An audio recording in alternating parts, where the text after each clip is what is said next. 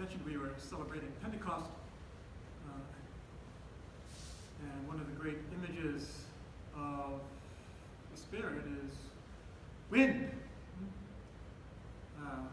breath, spirit. You know, in Hebrew and in Greek, and even in Latin, spirit, wind, breath are all either the same word or very closely related. I was remarking in my homily, my Catholic homily, that sometimes this breath is portrayed, you know, in very delicate terms, subtle terms, you know, in tradition, like the still small voice on the mountain, not in a hurricane, but in that still small voice that Elijah heard, or when Jesus breathed on the evening of his resurrection, breathed the Spirit onto his apostles in the upper room. But of course, the main image is that of the strong driving wind coming in the Acts of the Apostles, you know, shaking the house and filling our being as well. Not to mention the air conditioning in here. It's pretty strong as well. And of course, in Zen, we focus on the breath. So I thought I'd offer some reflections again on breath, from various traditions as well, and what I've discovered for myself, and maybe we can share a little bit about it. A few weeks ago, I gave a teisho on Rumi, and I'd like to begin with one of his short poems on breath. As well, the Sufis are very strong on this, of course. All traditions are at some level. So he suggests there is a way of breathing that's a shame and a suffocation. And there's another way of expiring, a love breath that lets you open infinitely. Okay, let's look at that first part first. There's a way of breathing that's a shame and a suffocation. Because now that's what we're trying to get away from when we sit on our cushion, and then hopefully in our whole daily life. You know, we should be breathing deeply. The shame and the suffocation, you know, comes from, you know, we're so constrained, and we're so locked, and we're so fearful that we hardly breathe. We're afraid to be alive. You can tell many people just breathe from up here. They don't even know what diaphragmatic breathing is, you know, which is what athletes and singers learn how to do, but we should all, it's natural to breathe from deep down. And that's the way we should be breathing on our cushion. So to be really alive, to allow, you know, the air and spirit to penetrate every dimension of our being. I often remark, I live next to the Columbia campus, and the young people, especially these intellectuals on campus, you hear them talking, and they're talking from their throat like this. You know, everything, they're all on their heads. They're not breathing. They're not speaking from way down at all. You know, you can hardly see them breathing, and they're all talking from their throat like this. And that's a shame and a suffocation. Doctors and psychologists have pointed out that asthma, for example, has psychosomatic dimensions to it. That there's a psychological dimension to it. But be that as it may, we sometimes do have to learn to breathe again. You know, yogic breathing is helpful for this. If you have any background in that, you know, my Kundalini yoga teacher, you know, had us always begin with some breathing exercises. Now, we don't control the breathing in Zen. All we try to do, as you know, is simply breathe deeply and naturally.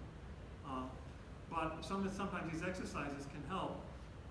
For example, we did the balancing breathing for the two energy pole and energy canals there, where we would breathe in the right nostril for 6 beats, hold it for 3, then breathe out the left nostril for 6 beats, hold it for 3, then breathe in from that left nostril for 6 beats, hold it for 3, and then breathe out from the right nostril for 6 beats and hold it for 3. This is very effective as a balancing of the energy columns and centers in our body.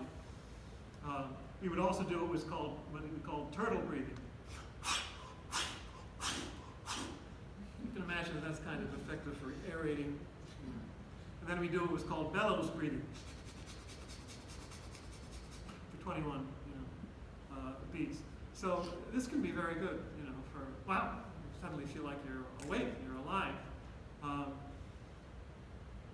I've also worked with a retreat director who's all into breath work because he discovered how powerful it was. You We did one retreat with him where we just really breathed really fast and really deeply through the mouth, with not stopping, even when it felt like we had enough.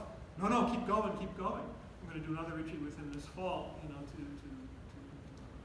experience that again. So these are very powerful tools that we can use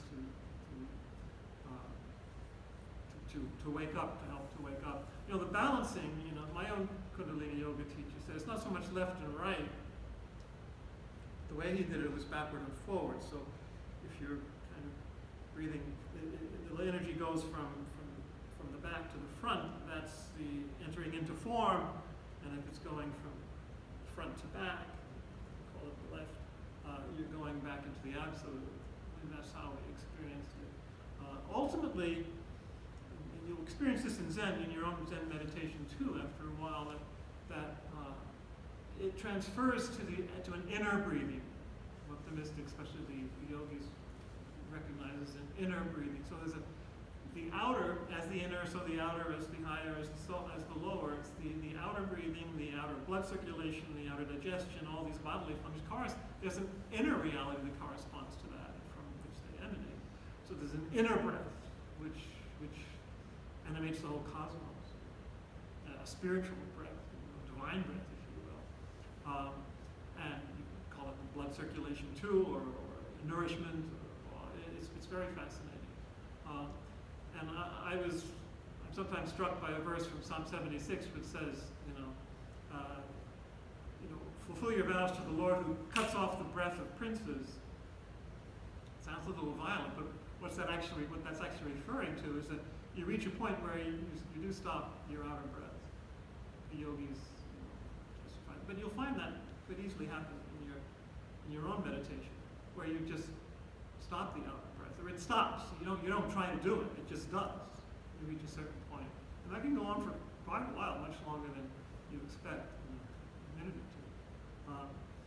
But just to be, aware that there are these different dimensions and different levels of breath. Now, certain that can then be attached to sacred words. This is where mantras come in. We don't use that, but you can see how sometimes they're very closely connected to breath. Richard Rohr has pointed this out. Those of you who follow him. But the divine name in the Judeo-Christian tradition, which is not pronounced by Jews today, even today, it's not pronounced because it's just breath. Not just because it's sacred, which it is, but you can't pronounce it. It's actually breathing. So,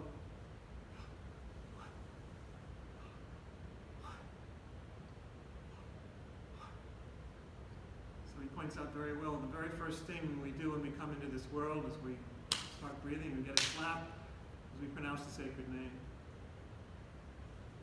And the very last thing we do in this world, as we pass beyond, is take our last breath and we pronounce the sacred name. It's very beautiful. The first person form of that in the Kabbalah,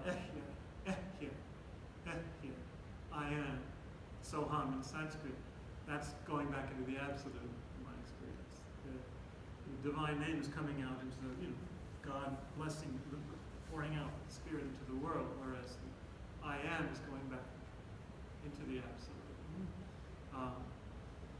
So that's been my experience too, with the breath. In Zen especially, they emphasize the fact that the absolute and the relative are really one, and you can kind of identify with either one, but emptiness is form and form is emptiness. So for example, you breathe in, if you're identified with the relative, you breathe in, and you're receiving from the absolute. You're receiving your life from the absolute. And you breathe out, well, on one level, as one person once remarked, you're kind of breathing out as is physically happening. You're breathing out what you don't want to keep. You're exhaling, your grief or your fear or whatever it is. But as Thomas Keating remarked very well, you reach a point where you're not doing that so much as you're breathing out love, compassion.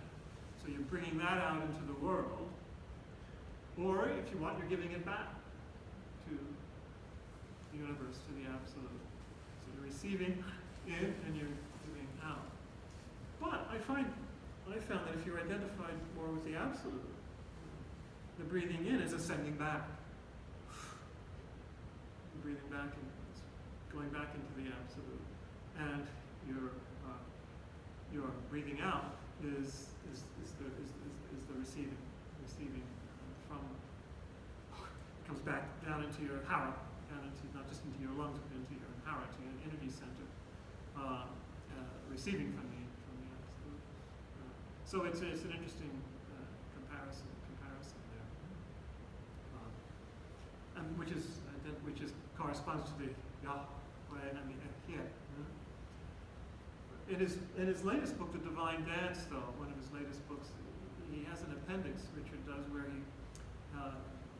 he says he was talking about this divine name meditation with a group, and there was a Sufi, we're back here with the Sufis, there was a Sufi present who teared up when this was being described, and he said, that's our name for God too. Eloah in Hebrew is Allah, in Arabic, and why are they fighting? Why are we fighting? So he said, Al, it means the very God.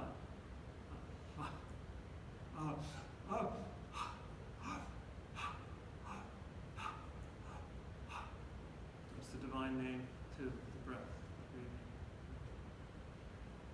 And then he said another time there were some Hawaiians present who couldn't contain themselves. Before he even finished talking, he said, that's our name too. As an exhalation is the name for breath and for God. So it looks like people all over the world have discovered the same thing, that breathing connects you to the absolute, to the divine, whatever you want to name it. Your breath connects you to spirit. Your physical breath is connected to, form is connected to absolute, form is connected to emptiness, which is great for sitting on the cushion because it can be taken who knows where. And finally, that comes out again in the actual commentary on the poem here. It's been suggested by some scientists that the primeval tidal rhythms that nurtured our genetic ancestors in some distant epoch have left even now a faint imprint on our body's biorhythms. So even physically we're connected to the whole universe for millions of years. And then of course the spiritual, the inner breath we're talking about. The teachings of the Sufis suggest that there's a deeper, more profound pulse and flow operating in creation that we move to.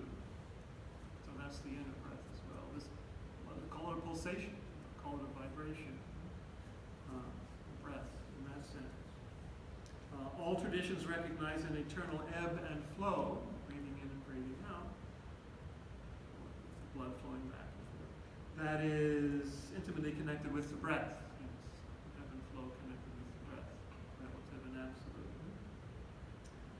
Through breath practice. And I found this really fascinating. So he goes back to this notion of breath as a discharge. With every out breath, there's a discharge of desire, grasping, aching, neurosis, muddiness of mind, obsession, all these strategies of the illusory eye uses.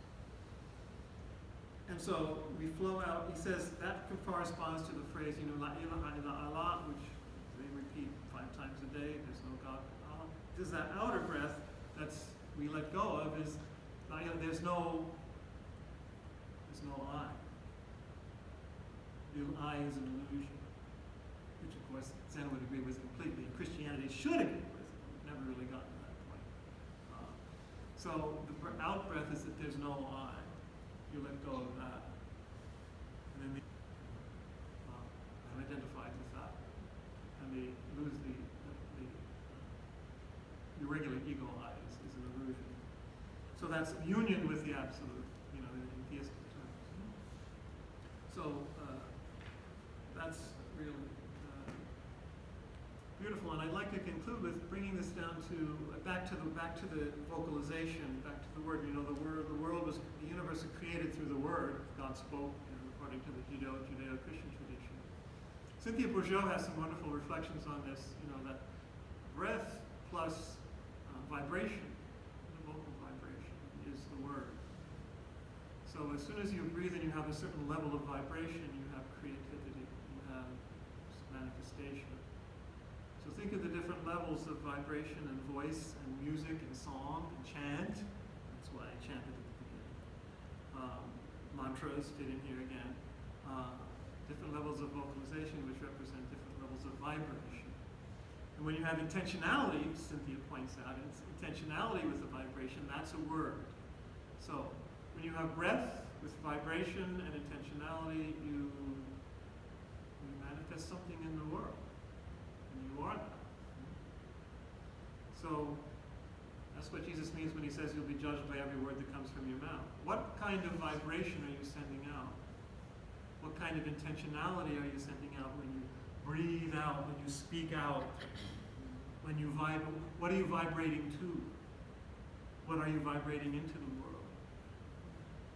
So that's why we cultivate our inner life, so be able to be vibrating with the love of the whole universe, with the highest level of life and transformation. And that our words and actions and our very being, our whole being is vibration. So what is our whole being vibrating to, and how is it vibrating, and how is it being, transformed and integrated? So that's how important, that vibrational level is, which is signified by our breath, and is ultimately the inner breath, and which is all of those energies working together. So whatever you do, whatever you say, Paul says, do it in the name of the Lord Jesus. Whatever you do, say it, do it in the compassion of God. Do it in compassion to mirror the energy of the Absolute, however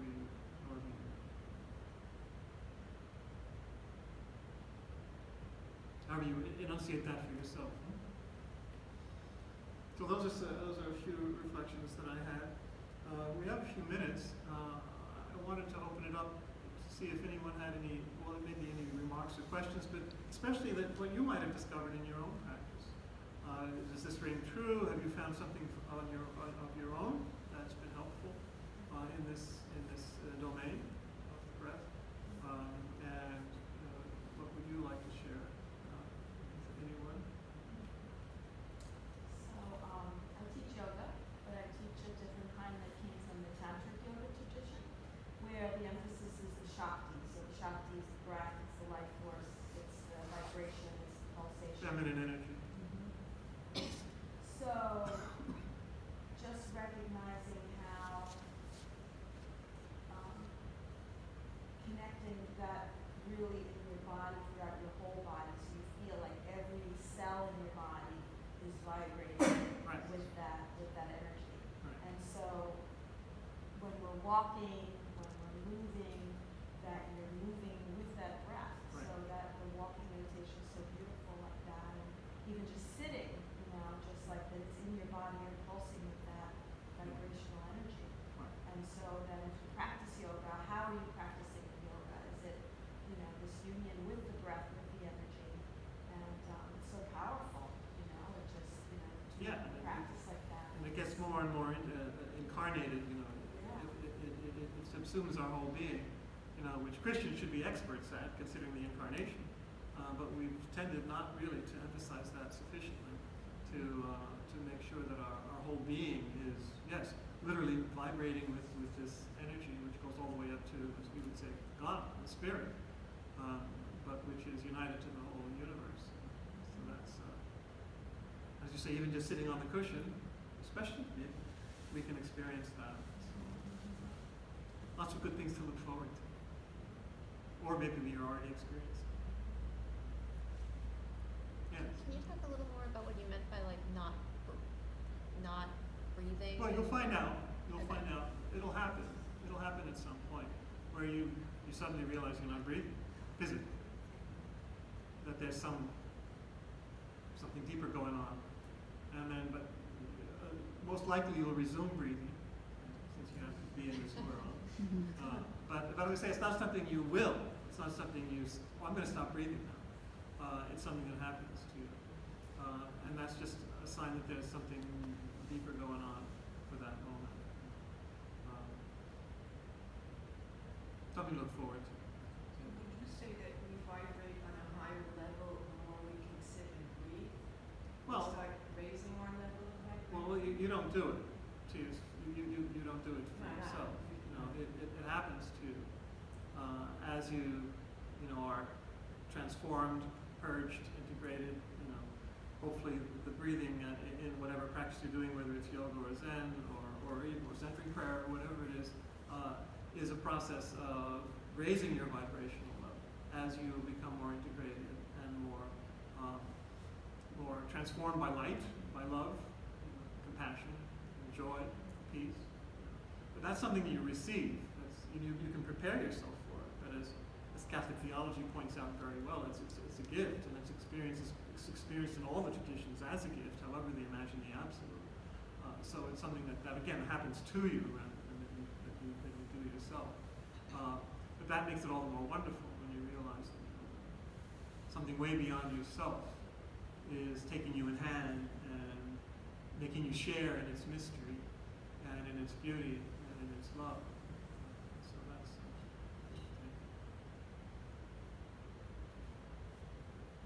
anyone else?